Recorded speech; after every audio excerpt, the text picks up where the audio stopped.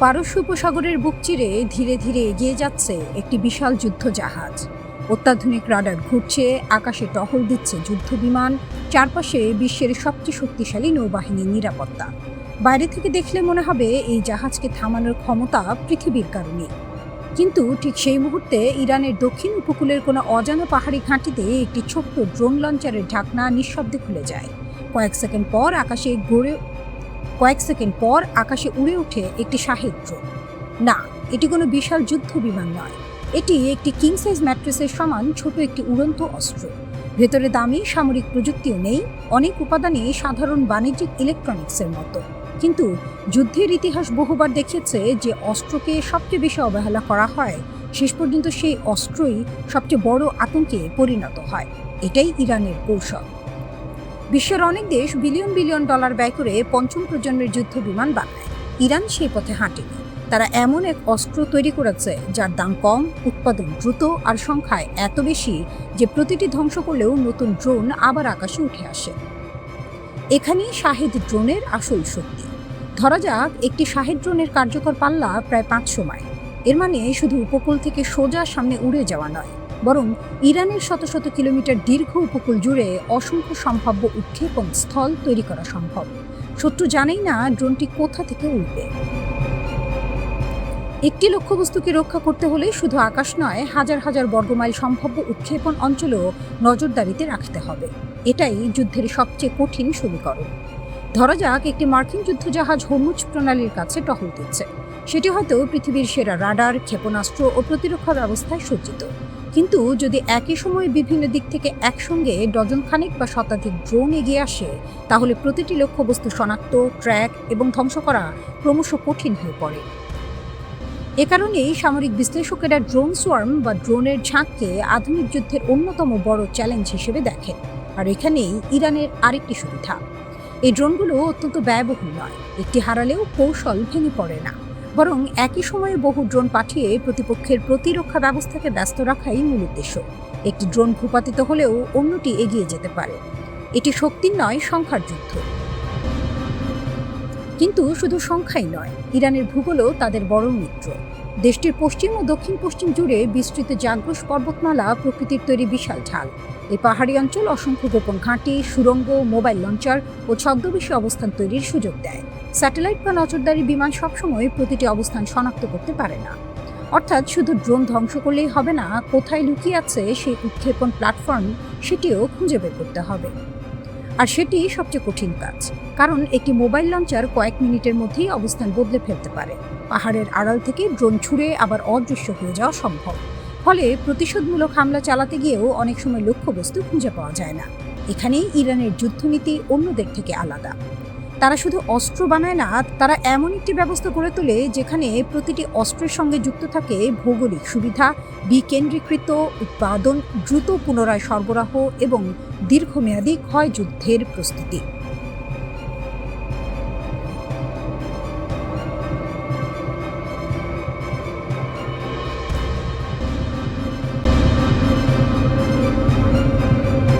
আমেরিকার সবচেয়ে গুরুত্বপূর্ণ আকাশ প্রতিরক্ষা অস্ত্র প্যাট্রিয়ট ও থার্ড ক্ষেপণাস্ত্র ভাণ্ডার দ্রুত ফুরিয়ে যাচ্ছে।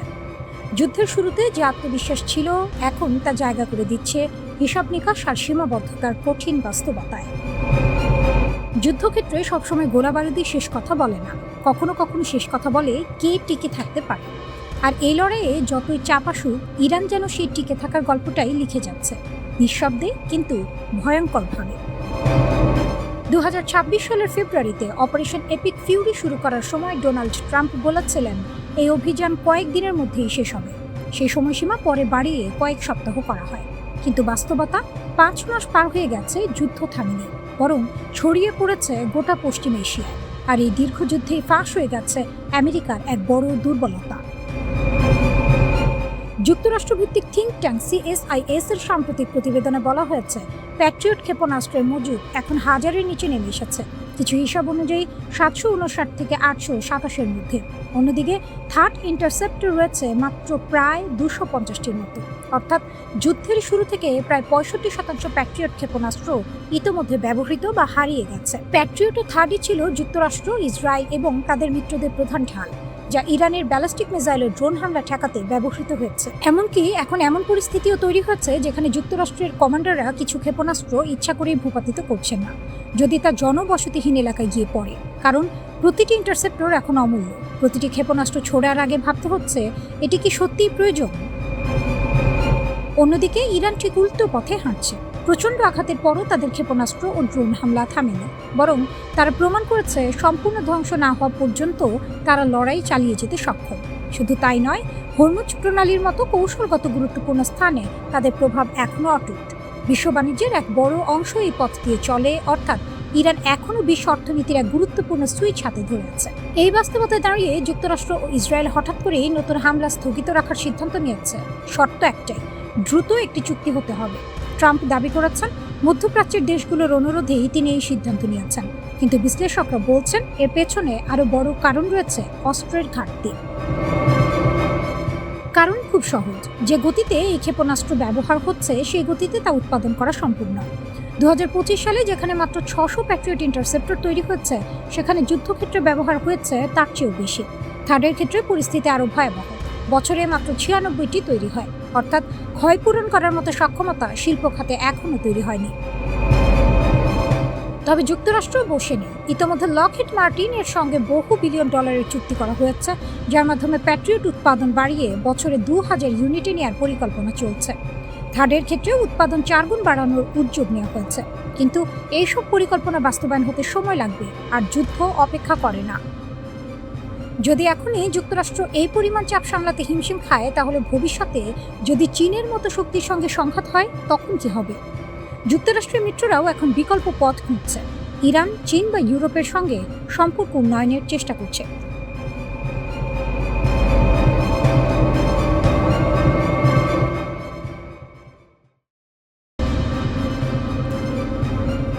রিয়াদ কি তবে ধূলিসাৎ হতে চলেছে?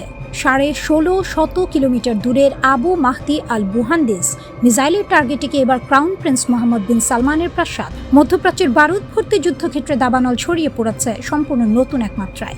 মার্কিন সাম্রাজ্যবাদকে মদত দিতে গিয়ে সৌদি আরব যে কতটা আত্মঘাতী খেলায় মেতেছে তা হয়তো রিয়াদের নীতি নির্ধারকরা টের পেতে শুরু করেছেন। ওয়াশিংটনকে আশ্রয় দেওয়ার খেসারত তুলতে তেহরানের নেতৃত্বে এবার মাঠে নেমেছে ইরাকের অদম্য প্রতিরোধ যোদ্ধারা। সৌদি রাজ পরিবারের চোখের ঘুম কেড়ে নিতে ইরাক থেকে উন্মোচন করা হয়েছে সম্পূর্ণ নতুন ও বিধ্বংসী এক অস্ত্র, আবু মাহদি আল মুহান্দিস ক্রুজ মিসাইল।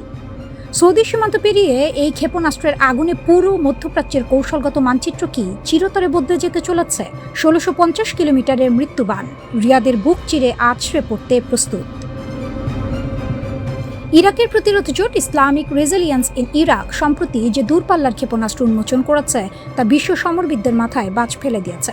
1650 কিলোমিটার পাল্লার এই আবু মাহদি আল মুহান্দিস মিসাইল ইরাকের যে কোনো প্রান্ত থেকে উৎক্ষেপণ করা হলে তা মুহূর্তেই ধূলিসাৎ করে দিতে পারে সৌদি আরবের প্রায় সমস্ত গুরুত্বপূর্ণ সামরিক ও তেল অবকাঠামো। সৌদির তেল ও সামরিক ঘাঁটিতে আঘাতের ক্ষমতা। শুধু রিয়াদ বা সৌদি রাজপ্রাসাদই নয়, উপসাগরীয় অঞ্চলে অবস্থিত আমেরিকা ও সৌদির যৌথ সামরিক ঘাঁটিগুলো এখন এই মিসাইলের নিখুঁত নিশানায়। এয়ার ডিফেন্সের বিপর্যয়। পেন্টাগনের $1000 কোটি প্যাট্রিয়ট মিসাইল ডিফেন্স সিস্টেম এই নতুন প্রজন্মের মিসাইল ট্র্যাক করতে কতটা সক্ষম তা নিয়ে এখন বড় প্রশ্নচিহ্ন তৈরি হয়েছে। আমেরিকাকে পেছন থেকে সমর্থন দিয়ে ক্রাউন প্রিন্স সালমান যে ভুল করেছেন তা মাসুল এখন সরাসরি সৌদির মাটিতে আছড়ে পড়তে যাচ্ছে। কেন এই নামকরণ? এই বিধ্বংসী মিসাইলের নামকরণ কোনো সাধারণ সিদ্ধান্ত নয়, এর পেছনে লুকিয়ে আছে রক্তের বদলা নেওয়ার এক গভীর রাজনৈতিক ও সামরিক বার্তা। 2020 সালের জানুয়ারি মাসে বাগদাদ বিমানবন্দরের কাছে ড্রোন হামলা চালিয়ে ইরানের কিংবদন্তি জেনারেল কাশেম সোলাইমানি এবং ইরাকের পপুলার মোবিলাইজেশন ফোর্সেস PMF এর উপপ্রধান আবু মাহদি আল মুহান্দিসকে হত্যা করেছিল আমেরিকা। মুহান্দিস ছিলেন ইরাকের শিয়া প্রতিরোধ আন্দোলনের অন্যতম প্রধান স্তম্ভ। তারই নামে নির্মিত 1650 কিলোমিটারের মিসাইল যখন সৌদি ও মার্কিন ঘাঁটির দিকে তাক করা হয়েছে, তখন শত্রুপক্ষের বুকে কাঁপন ধরাটাই স্বাভাবিক।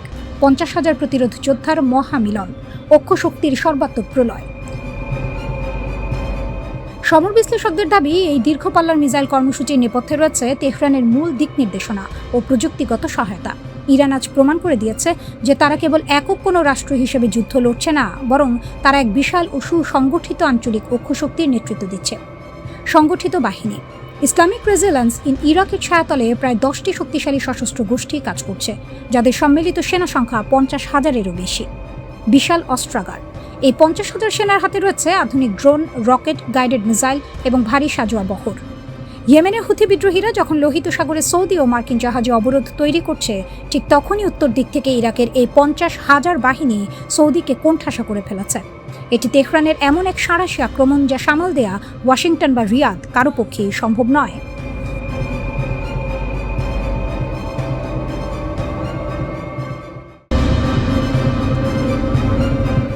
পেন্টাগনের উচ্চ নিরাপত্তা বেষ্টিত ভূগর্ভস্থ কমান্ড সেন্টার কিংবা তেল আবিবের সামরিক সদর দপ্তরের $multi-million আধুনিক রাডার রূপ। পুরো নিয়ন্ত্রণ কক্ষ আচ্ছন্ন এক থমথমে নীরবতায়। হঠাৎ কন্ট্রোল প্যানেলের বিশাল ডিজিটাল স্ক্রিনে ভেসে উঠল কয়েকটা লাল বিন্দু। মুহূর্তের মধ্যে গর্জে উঠল বিপদ সংকেতের তীব্র সাইরেন। কপালে বিন্দু বিন্দু ঘাম জমতে শুরু করলো অভিজ্ঞ মার্কিন সামরিক কমান্ডারদের। একের পর এক ইলেকট্রনিক কাউন্ট মেজার আর অত্যন্ত শক্তিশালী জ্যামার সক্রিয় করা হলো। কিন্তু না, সব ধরনের আমেরিকান জ্যামিং সিগন্যালকে বুড়ো আঙুল দেখিয়ে ধেয়ে আসছে 1450 কিলোমিটার পাল্লার সেই অমোঘ মারণাস্ত্র। পর্দার ওপাশে থাকা পেন্টাগনের শীর্ষ কর্মকর্তারা বুঝে গেলেন আবারও ব্যর্থ হয়েছে তাদের $100 কোটি আকাশ প্রতিরক্ষা ব্যবস্থা। যুদ্ধের ময়দানে আবির্ভাব ঘটেছে এমন এক অপ্রতিরোধ মিসাইলের যার প্রতিটি গর্জন পেন্টাগনের রাতের ঘুম হারাম করে দিচ্ছে। তেহরানের এই সামরিক জাদু দণ্ডটির নাম খাইবার শেকান।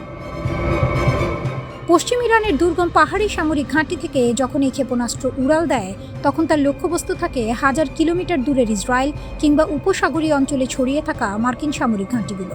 তরল নয়, কঠিন জ্বালানিতে চালিত এই ক্ষেপণাস্ত্র উৎক্ষেপণে সময় লাগে অবিশ্বাস্য রকম কম। প্রতিপক্ষ প্রতিক্রিয়া জানানোর বা সতর্ক হওয়ার সুযোগ পাওয়ার আগেই এটি পার করে দেয় শত শত মাইল। কিন্তু প্রশ্ন হলো, আমেরিকার সর্বাধুনিক জ্যামিং প্রযুক্তি আর অপটিক্যাল ট্র্যাকিংকে সম্পূর্ণ অকেজো করে দিয়ে খাইবার শেকান কিভাবে এতটা নিখুঁত ও প্রাণঘাতী হয়ে উঠল? সামরিক বিশ্লেষকদের গোপন নথি আর ডিফেন্স সিকিউরিটি এশিয়া রিপোর্ট বলছে, এই অপ্রতিরোধ ক্ষমতার নেপথ্যে নিঃশব্দে দাঁড়িয়ে আছে বিশ্ব রাজনীতির আরেক মহাশক্তি, চীনের ড্রাগন আর্মি। সবার অলক্ষ্যে বেইজিং তেহরানের হাতে তুলে দিয়েছে তাদের সবচেয়ে গোপন ও অত্যাধুনিক জ্যামিং বিরোধী স্যাটেলাইট ও রেডিও প্রযুক্তি।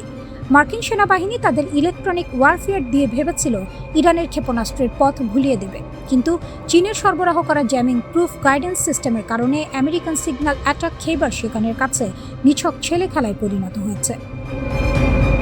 তবে শুধু চীনা প্রযুক্তি দিয়েই থামেনি ইরান। তারা পারস্যের এই রণক্ষেত্রকে বানিয়ে ফেলেছে এক পরম টেকনোলজিক্যাল গবেষণাগার। তেহরান প্রতিটি ক্ষেপণাস্ত্র উৎক্ষেপণকে দেখছে এক অনন্য ডেটা সংগ্রহের মিশন হিসেবে। যখনই একটি খাইবার শেকান উৎক্ষেপণ করা হয়, ইরান কেবল তার আঘাত দেখার জন্য বসে থাকে না। প্রতিপক্ষের রাডার কিভাবে সাড়া দিচ্ছে, শত্রু দেশের ইন্টারসেপ্টর মিসাইল কোন থেকে আসছে, পেন্টাগনের আর্লি ওয়ার্নিং সিস্টেম কত সেকেন্ড সময় নিচ্ছে, প্রতিটি সূক্ষ্ম তথ্য রিয়েল টাইমে সংগ্রহ করে তাদের গোয়েন্দা নেটওয়ার্ক। পরের উৎক্ষেপণেই বদলে ফেলা হয় খাইবার শেকানের অ্যালগোরিদম, গতিপথ এবং তার চূড়ান্ত মুহূর্তের কৌশল। ক্ষেপণাস্ত্রটির সর্বাধুনিক সংস্করণে যুক্ত করা হয়েছে টার্মিনাল ফেজ ম্যানুভারেবিলিটি, অর্থাৎ লক্ষ্যবস্তুর ঠিক মাথার ওপর পৌঁছে এটি এমনভাবে দিক আর গতি পরিবর্তন করে যে আমেরিকার প্যাট্রিয়ট কিংবা ইসরায়েলের অ্যারো 3 সিস্টেমের কম্পিউটার সফটওয়্যার সম্পূর্ণ বিভ্রান্ত হয়ে পড়ে। পারস্যের নীল আকাশে ক্ষেপণাস্ত্রটির অবিশ্বাস্য গতিবেগ আর শেষ মুহূর্তের এই বাঁক নেয়া দুয়ে মিলে তৈরি হয় এক গাণিতিক ধাঁধা, যা সমাধান করার ক্ষমতা পশ্চিমা কোনো অ্যান্টিমিসাইল ইন্টারসেপ্টরের নেই। তেহরানের এই নিখুঁত প্রযুক্তিগত রূপান্তর পেন্টাগনের বছরের পর বছর ধরে গড়ে তোলা আকাশ আধিপত্যের অহংকারকে চুরমার করে দিয়েছে। এটি আর কেবল দুটি দেশের মধ্যে কয়েক রাউন্ড ক্ষেপণাস্ত্র আর প্রতিরক্ষার চেনা লড়াই নেই। এটি এখন প্রযুক্তি, রিয়েল টাইম গোয়েন্দা তথ্য আর দ্রুত অভিযোজনের এক শ্বাসরুদ্ধকর ডিজিটাল মহাযুদ্ধ।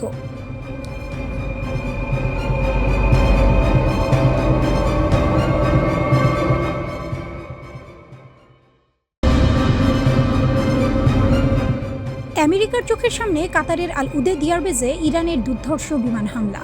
পেন্টাগনের সুপার অ্যাডভান্সড ডিফেন্স সিস্টেমকে একদম বোকা বানিয়ে মার্কিন ঘাঁটির ভেতরে ঢুকে বোমা বর্ষণ করে তেহরানের স্নাইপার পাইলটরা।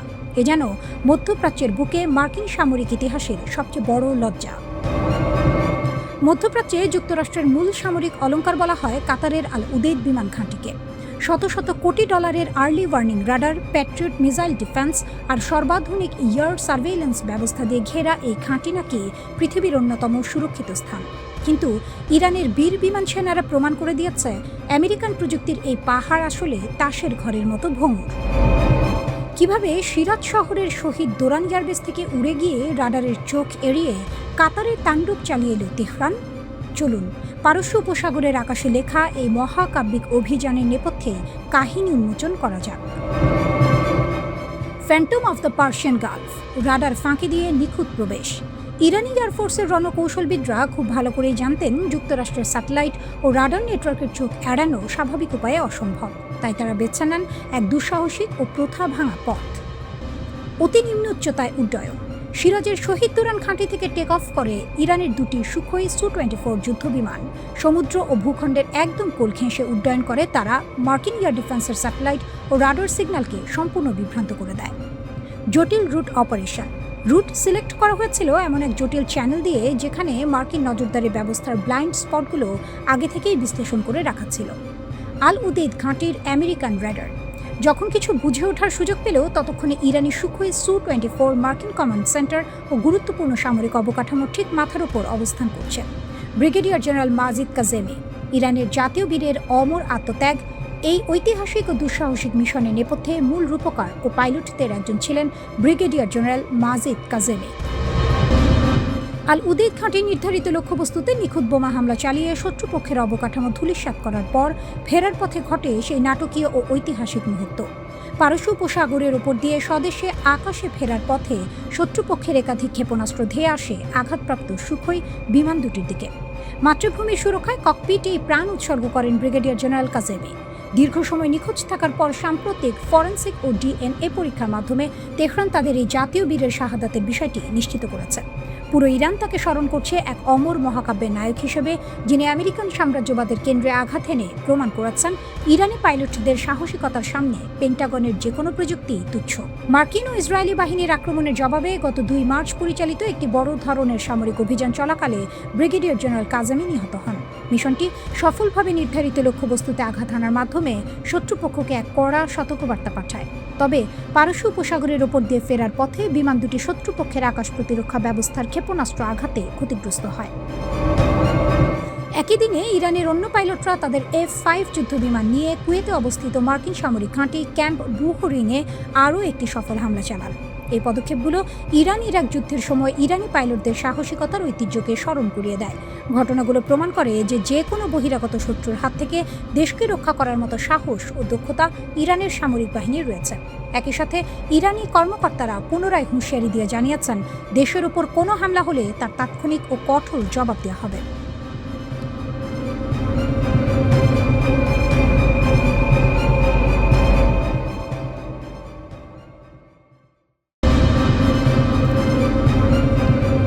কোনো দেশের সেনাপ্রধান কিংবা প্রেসিডেন্টকে হত্যা করে কি সেই দেশের সার্বভৌমত্ব ধুলোয় মিশিয়ে দেওয়া সম্ভব? আমেরিকা আর ইসরায়েল ভেবেছিল জবাবটা হয়তো হ্যাঁ, কিন্তু পেন্টাগনের রণকৌশলকে বুড়ো আঙুল দেখিয়ে সাবেক সোভিয়েত ইউনিয়নের এক অতি গোপন সামরিক নকশাকে হাতিয়ার করেছে ইরান। রাশিয়ার সেই পুরনো থিওরিকে আধুনিক প্রযুক্তির সাথে মিশিয়ে তেহরান আজ এমন এক মাথাহীন অদৃশ্য সেনা বা মোজাইক ডিফেন্স তৈরি করেছে, যার মূল কমান্ড সেন্টার বোমার আঘাতে উড়িয়ে দিলেও যুদ্ধের ময়দানে পাল্টা আঘাতের তীব্রতা এতটুকু কমবে না, বরং বহুগুণ বেড়ে যাবে। পেন্টাগন ইরানকে ছোঁয়া তো দূরের কথা, পূর্ণাঙ্গ যুদ্ধের নাম শুনলেই পিছু হচ্ছে। তার নেপথ্যে লুকিয়ে থাকা এই মাস্টার প্ল্যানের ভেতরে কি আছে? 2003 সালের ইরাক যুদ্ধ তেহরানের জন্য সবচেয়ে বড় শিক্ষা।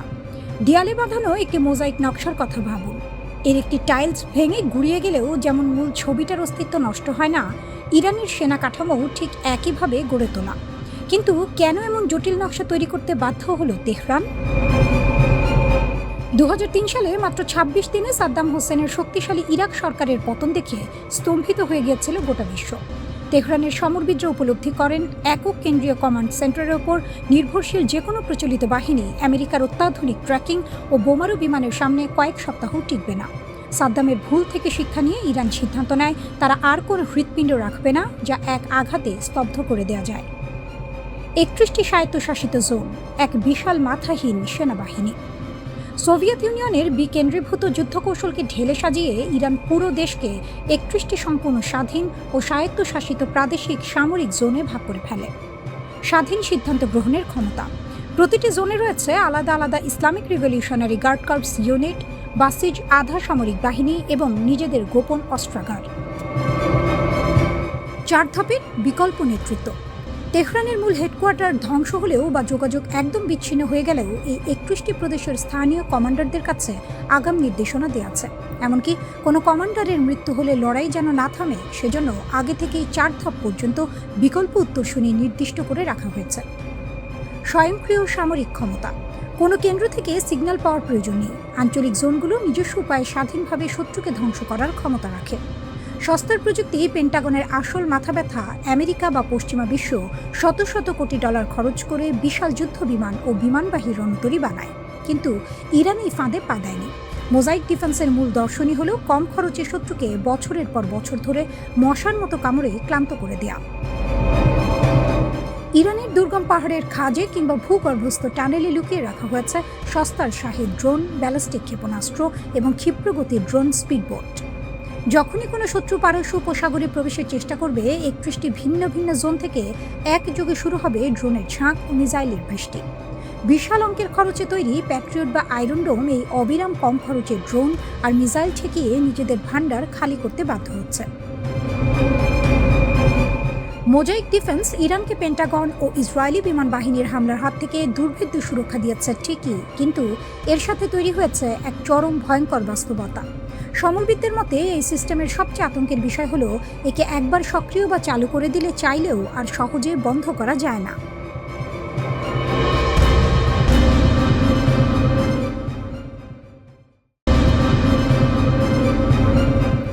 গভীর রাত, পারস্য উপসাগরের ওপর কুয়াশার চাদর। ঠিক তখনই রাডারের পর্দায় ভেসে উঠল একের পর এক ক্লিপ। এগুলো কোনো মার্কিন স্টেলথ ফাইটার নয় কিংবা ইসরায়েলি বম্বারও নয়। এগুলো বেইজিং থেকে উড়ে আসা বিশাল আকারের সামরিক কার্গো বিমান, যা নীরবে নেমে আসছে তেহরানের রানওয়েতে। পশ্চিমা বিশ্ব ভেবেছিল 6 মাসের টানা বোমাবর্ষণে ইরানকে বোধহয় নিঃশেষ করে দেওয়া গেছে। ডোনাল্ড ট্রাম্প টিভিতে এসে গর্জন করে বলছেন, ওদের বিমান বাহিনী নেই, নৌবাহিনী নেই, ওরা শেষ। কিন্তু ক্যামেরার পেছনের সত্যটা হলো পেন্টাগনের হাজার কোটি ডলারের যুদ্ধযন্ত্র আজ পারস্যের মরুভূমিতে এসে পুরোপুরি আছাড় খেয়েছে। আর রিংয়ের ভেতরে নায়ক হিসেবে দাঁড়িয়ে আছে একটাই দেশ, ইরান। ফাইল নম্বর 1, চীনের গোপন ছাতা এবং আকাশ সীমার নতুন সমীকরণ। জোর গুঞ্জন, বেইজিং নাকি সোজাসুজি ময়দানে নেমে পড়েছে।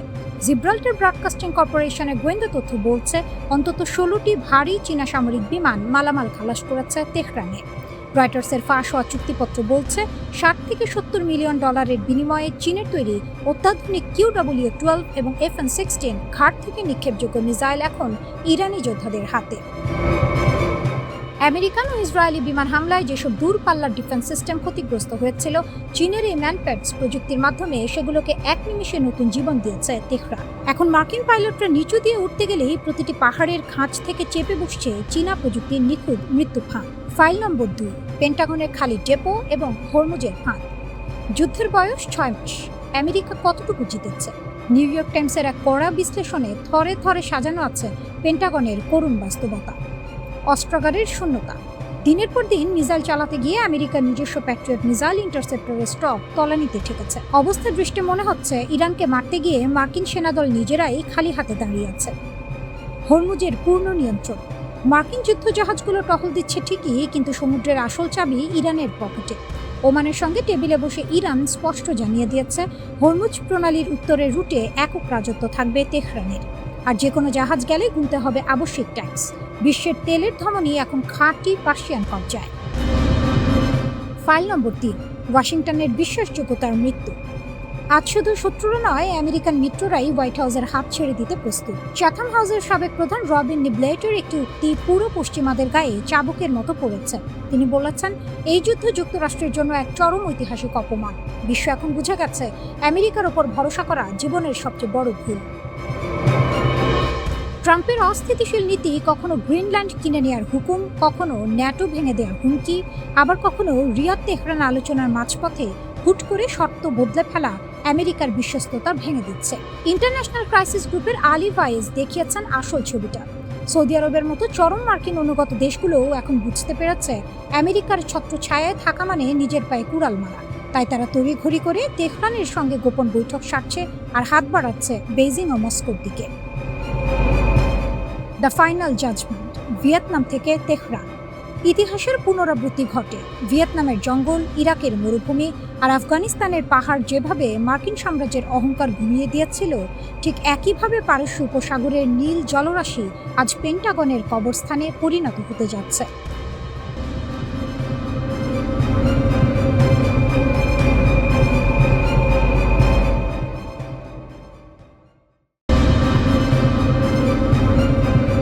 পেন্টাগনের মাল্টি-বিলিয়ন ডলারের স্যাটেলাইট আর সর্বাধুনিক 5th জেনারেশন ফাইটার জেটের রাডার স্ক্রিনে হঠাৎ একটি লাল বিন্দু ভেসে উঠল, তারপরে অদৃশ্য হয়ে গেল। ইউএস সেন্টকমের হাইটেক কন্ট্রোল রুমে শুরু হলো সাইরেনের গর্জন। কয়েক সেকেন্ডের ব্যবধানেই পেন্টাগনের তৈরি একটি অপরাজেয় ইলেকট্রনিক ওয়ারফেয়ারের মজবুত দেয়াল তাসের ঘরের মতো ভেঙে পড়ল। মধ্যপ্রাচ্যের আকাশে বছরের পর বছর ধরে আমেরিকা যে জ্যামিং প্রযুক্তির একচ্ছত্র আধিপত্য উপভোগ করছিল, এক ঝটকায় তা মুছে দিয়ে দাবার ছক উল্টে দিয়েছে তেহরান। পশ্চিমা গোয়েন্দা ও সামরিক পরিকল্পনাকারীরা ভেবেছিলেন তাদের সস্তা জ্যামিং প্রযুক্তি আর ভুয়ো জিপিএস সংকেত দিয়েই মধ্যপ্রাচ্যের আকাশে ড্রোনগুলোকে পঙ্গু করে দেওয়া যাবে। কিন্তু পারস্য উপসাগরের আকাশে এখন দেখা যাচ্ছে এক অলৌকিক ও বিভীষিকাময় দৃশ্য। একের পর এক মার্কিন ড্রোন খসে পড়ছে, পেন্টাগনের চোখ ধাঁধানো সব ফাইটার জেট অসহায় হয়ে ঘুরে বেড়াচ্ছে, আর দূর দিগন্তের লক্ষ্যবস্তুতে ঘড়ির কাঁটা ধরে নিখুঁত আঘাত হানছে ইরানের নতুন আত্মঘাতী ড্রোন। পেন্টাগন স্তব্ধ হয়ে ভাবছে এই জাদুকরী ক্ষমতার পেছনে ঠিক কার শক্তি কাজ করছে। পশ্চিমা গোয়েন্দাদের সতর্কবার্তা এর নেপথ্যে কাজ করছে ক্রেমলিনের অদৃশ্য হাত, যা মধ্যপ্রাচ্যে আমেরিকার নিরাপত্তাকে এক অভূতপূর্ব সংকটের মুখোমুখি দাঁড় করিয়ে দিয়েছে। এর বীজ বোনা হয়েছিল কয়েক হাজার কিলোমিটার দূরে ইউক্রেনের রণক্ষেত্রে। 2022 সালে ইরান থেকে মস্কোর হাতে পৌঁছায় শাহেদ 136 ড্রোন, যা রুশ বাহিনীতে নতুন পরিচিতি পায় গেরান 2 নামে। ইউক্রেন যুদ্ধের তীব্র অগ্নিকুণ্ডে হাজারো পরীক্ষার মধ্য দিয়ে এই প্রযুক্তিকে প্রতিনিয়ত শান দিয়েছে রাশিয়া। আর এখন সেই যুদ্ধলব্ধ অভিজ্ঞতা এবং রাশিয়ার অতি গোপন কমেটা এম অ্যান্টি জ্যামিং নেভিগেশন প্রযুক্তি সরাসরি ফেরত পৌঁছে যাচ্ছে তেহরানের হাতে। এটি কোনো সাধারণ সার্কিট নয়, এটি এক বিশেষ সিআরপিএ প্রযুক্তি, যা সাধারণ জিপিএস ব্লকিং বা ভুয়ো সংকেত পাঠানোর সমস্ত পশ্চিমা সামরিক চক্রান্তকে এক নিমিষে নিস্তেজ করে দেয়। মার্কিন ও জোট বাহিনী এতদিন ড্রোন ধ্বংস করতে যেসব কোটি কোটি ডলারের সস্তা জ্যামিং পদ্ধতির ওপর নির্ভর করত, ইরানের এই নতুন প্রযুক্তির সামনে তা এখন নিছক খেলনায় পরিণত হয়েছে। এই গোপন ও স্পর্শকাতর প্রযুক্তি হস্তান্তরের সুনির্দিষ্ট প্রমাণ মেলে 2026 সালের 2 মার্চ। সাইপ্রাসের সুরক্ষিত ব্রিটিশ ঘাঁটিতে হঠাৎ আকস্মিক ও নিখুঁত হামলা চালায় একটি ড্রোন। হামলার পর যখন ড্রোনটির ধ্বংসাবশেষ পরীক্ষা করা হয়, তখন তার ভেতরে স্পষ্ট ধরা পড়ে ক্রেমলিনের সেই গোপন অ্যান্টি জ্যামিং কারিগরি। তবে প্রযুক্তি হস্তান্তরের খেলা শুধু মাটিতে বা ড্রোনের ককপিটে থেমে নেই, খেলা পৌঁছে গেছে মহাশূন্যে। মহাকাশে ঘূর্ণায়মান রাশিয়ার সামরিক স্পাইট স্যাটেলাইটগুলো এখন মধ্যপ্রাচ্যে তেহরানের ডিজিটাল চোখ হিসেবে কাজ করছে। মার্কিন বিমান বা রাডার ঠিক কোথায় রাখা আছে, পেন্টাগনের রণতরী কোন স্থানাঙ্কে অবস্থান করছে, তার প্রতিটি সেন্টিমিটারের স্পষ্ট ও লাইভ ছবি চোখের পলকে পৌঁছে যাচ্ছে ইরানের রিভলিউশনারি গার্ডসের কমান্ড সেন্টারে। কিন্তু সবচেয়ে ভয়ঙ্কর ও মাস্টার স্ট্রোক বিষয় হলো এই অসম যুদ্ধের অর্থনৈতিক সমীকরণ। ইরান এই যুদ্ধে চালকের আসনে বসে এমন এক ফাঁক পেতেছে, যা পেন্টাগনকে ভেতরে ভেতরে অর্থনৈতিকভাবে খালি করে দিচ্ছে। মাত্র 20 থেকে 70 হাজার ডলারের একটি সস্তা ইরানি আত্মঘাতী ড্রোনকে রুখতে যুক্তরাষ্ট্রকে খরচ করতে হচ্ছে 30 থেকে 50 লাখ ডলারের একটি উচ্চ প্রযুক্তির ইন্টারসেপ্টর মিসাইল। যুক্তরাজ্যের প্রতিরক্ষামন্ত্রী জন হিলি বাধ্য হয়ে এই পরিস্থিতিকে রাশিয়া ও ইরানের মধ্যে গড়ে ওঠা এক আগ্রাসী সামরিক ঐক্য বলে অভিহিত করেছেন। তার মতে, তেহরানের এই বিকাশমান ও অপ্রতিরোধ ড্রোন কৌশলের পেছনে ভ্লাদিমির পুতিনের হাত রয়েছে।